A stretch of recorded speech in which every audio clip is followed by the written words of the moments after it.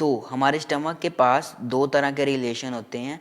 एक होता है हमारा पेरिटोनियल रिलेशन और सेकंड होता है हमारा विसरल रिलेशन। सबसे पहले हम पढ़ेंगे विसरल रिलेशन के बारे में। तो विसरल का मतलब क्या होता है कि जो हमारा मेन ऑर्गन के डायरेक्ट कांटेक्ट में आएंगे उसे हम बोलेंगे विसरल। जैसे कि हमारा मेन ऑर्गन यहाँ पे है स्टमक, तो जो बाकी ऑर्गन्स हमारे स्टमक के नेबरिंग रिलेशन में आएंगे उसे हम बोलेंगे हमारे विसरल रिलेशन। इसमें भी हम दो तरह की चीज़ें पढ़ेंगे। सबसे पहले हम पढ़ेंगे कि जो हमारे विसरल रिलेशन स्टमक के एंटीरियर सरफेस पे आ रहे हैं, उसके बाद नेक्स्ट हम पढ़ेंगे जो हमारे स्टमक के पोस्टीरियर सरफेस पे आ रहे हैं। तो शुरू करते हैं।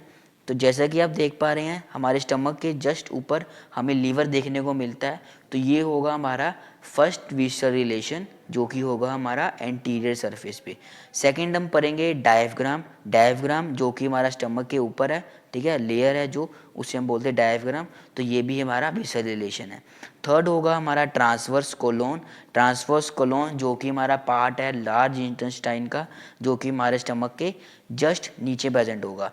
फोर्थ होगा हमारा लेफ्ट प्लूरा। तो प्लूरा टर्म हमारी रिलेट करती है लंग से। जैसे कि हमारा स्टमक लेफ्ट साइड पे है, इसी तरह से रिलेशन में आएगा हमारे लेफ्ट प्लूरा यानी कि लेफ्ट लंग के। फिफ्थ है हमारा पेरिकार्डियम। तो पेरिकार्डियम हमारी टर्म रिलेट करती है हार्ट से। तो डायफ्राम के जस्ट ऊपर हमें पेरिकार्डियम लेयर देखने को मिलती है जो कि हमारी आती है विसरल रिलेशन में स्टमक के। उसके बाद लास्ट है हमारा 6 to 9 रिब्स। इसका मतलब क्या है कि जो हमारा स्टमक है ये हमारा 6 से लेके 9 रिब्स के अंदर आता है। उसके बाद चलते हैं पोस्टीरियर सरफेस पे। तो पोस्टीरियर सरफेस पे सबसे पहले हमें देखने को मिलता है हमारा डायफ्राम, ठीक है, एज इट इज़ वो आगे से हमारा चलता आ रहा है। उसके बाद सेकंड है हमारा लेफ्ट किडनी, ठीक है, आप देख पा रहे हैं। सेकंड है हमारा लेफ्ट किडनी जो कि हमारी स्टमक के पोस्टीरियर सरफेस का विसरल रिलेशन है। उसके बाद नेक्स्ट है हमारा सुप्रा renal gland, sorry left supra renal gland. उसके बाद फोर्थ है हमारा पैंक्रियास, ठीक है, फोर्थ है हमारा पैंक्रियास। तो ये देखिए ये हमारा पैंक्रियास जो कि हमारे रिलेशन में आ रहा है स्टमक के पोस्टीरियर सरफेस पे। उसके बाद फिफ्थ है हमारा ट्रांसवर्स मीजोकोलोन, ठीक है, जो कि हमारा कुछ यहाँ पे प्रेजेंट होता है। उसके बाद सिक्स्थ है हमारा स्प्लीनिक फ्लेक्चर ऑफ कोलोन जो कि हमारा पोस्टीरियर सरफेस पे प्रेजेंट होता है। और लास्ट होता है हमारा स्प्लीनिक आर्टरी, ठीक है। तो ये थे हमारे विसरल रिलेशन जैसे कि हमने पढ़ा एंटीरियर सरफेस पे हमें देखने को मिला liver, diaphragm, transverse colon, left pleura, pericardium and 6 to 9 ribs. उसके बाद इसके पोस्टीरियर सरफेस में हमने पढ़ा diaphragm, left kidney, left supra renal gland, pancreas, transverse mesocolon, splenic flexure of colon and splenic artery. सबसे पहले रिलेशन हमने कौन सा पढ़ा? सबसे पहले हमने पढ़ा विसरल रिलेशन,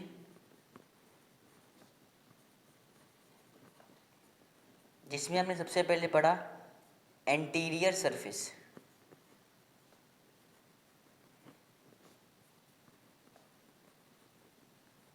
जिसमें हमने ऑर्गन कौन कौन से पढ़े? सबसे पहले पढ़ा हमने liver,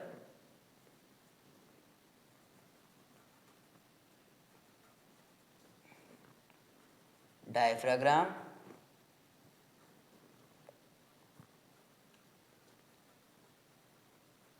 transverse colon, left pleura,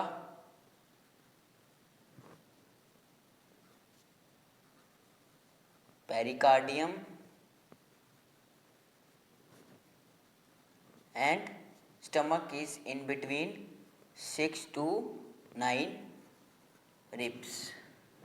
उसके बाद नेक्स्ट है हमारा पोस्टीरियर सरफेस। याद रखिए पोस्टीरियर सरफेस जो हमारा विसरल रिलेशन है इसको हम पोस्टीरियर सरफेस के साथ साथ स्टमक बेड भी बोलते हैं, ठीक है, जो कि हमारा एक इम्पॉर्टेंट पॉइंट है जिसके ऊपर हमें क्वेश्चन देखने को मिल जाता है, ठीक है। हमें ये क्वेश्चन आ सकता है write down the short note on stomach bed, जिसमें हम विसरल रिलेशन के पोस्टीरियर सरफेस के पार्ट को लिखेंगे, ठीक है। इसमें हमने क्या पढ़ा, diaphragm,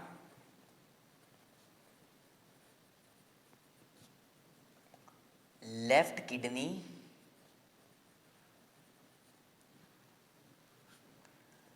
left supra renal gland, pancreas,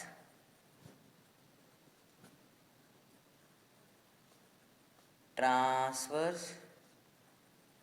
मीजोकोलोन, splenic flexure of colon, and last is splenic artery. तो ये थे हमारे स्टमक के विसरल रिलेशन।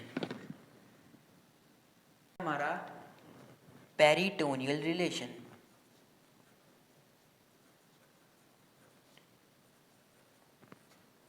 तो सबसे पहले देखो पेरिटोनियल का मतलब क्या होता है।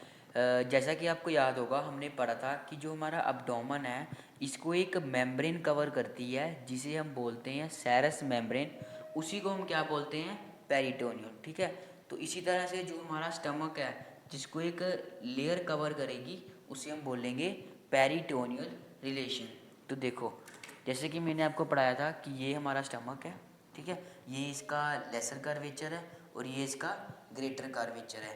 ठीक है, तो जो हमारी लेयर लेसर कर्वेचर के एंटीरियर सरफेस पे एज वेल एज उसके पोस्टीरियर सरफेस पे ज्वाइन करेगी टू फॉर्म लेसर ओमेंटम, उसी तरह से जो लेयर हमारे ग्रेटर कर्वेचर पे एंटीरियर सरफेस से और पोस्टीरियर सरफेस से ज्वाइन करेगी वो हमारा क्या बनाएगी, ग्रेटर ओमेंटम। ठीक है, उसके बाद इसका सेकंड पॉइंट क्या है कि जो इसका फंडस के नियर एक पार्ट था जहाँ पे हमने पढ़ा था गैस्ट्रोस्पेनिक लिगामेंट। ठीक है, तो यहाँ पर भी दो लेयर्स हमारी मीट करके क्या बनाएंगी, gastrosplenic ligament. Same as near the cardia हमें एक लिगामेंट देखने को मिला था जिसका हमने बोला था गैस्ट्रोफ्रेनिक लिगामेंट। ठीक है, तो आइए इसको नोट डाउन कर लेते हैं एक बार। हमने पढ़ा था stomach is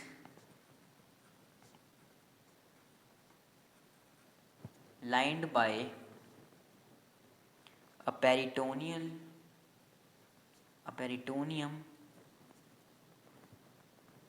on its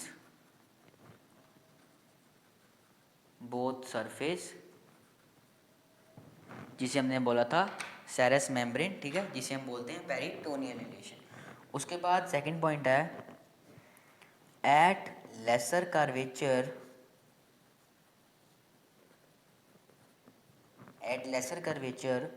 the layers of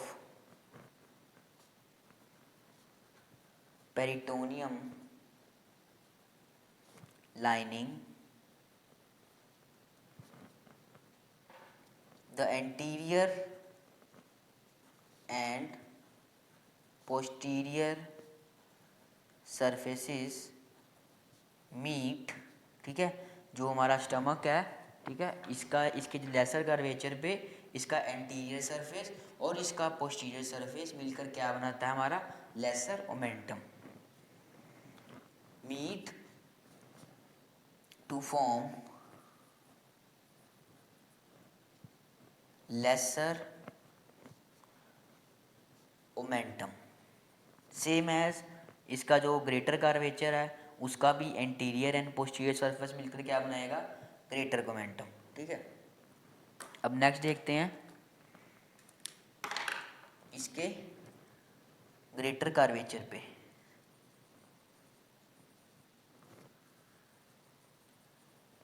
इसके ग्रेटर कर्वेचर पे, ठीक है, वही सेम बात, two layers meet to form greater omentum. उसके बाद मेन पॉइंट क्या है, near the fundus two layers meet to form gastro splenic ligament, same as near cardia, near या फिर नियर कार्डियोपार्ट, गैस्ट्रो फ्रीनिक